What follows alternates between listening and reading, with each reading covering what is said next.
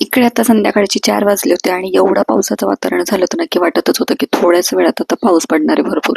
मग काय म्हटलं चला आपल्यासाठी चहा करूया. मस्त असं बाहेर पावसाचं वातावरण झालेलं होतं आणि एकटीच होते, तर म्हटलं चला 1 कप मस्त चहा करूया गरमागरम. आणि इकडे आता चहा केला आणि बाहेर ना तर खूप असं वारा वगैरे सुटलेला होता आणि थोड्याच वेळात पाऊस पण पडायला लागला. त्यानंतर चहा वगैरे घेतला आणि दुपारी मग मी माझं काम करत बसले.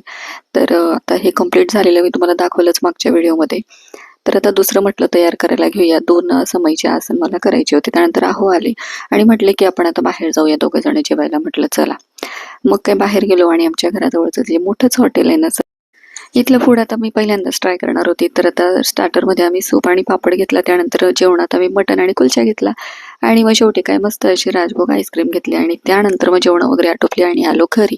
तर चला आजचा दिवस असा काही गेलेला आहे. तुम्हाला ब्लॉग कसा वाटला नक्की कमेंट्समध्ये सांगा. जाता चॅनलला सबस्क्राईब करायला विसरू नका. भेटूया पुढच्या व्हिडिओत. बाय.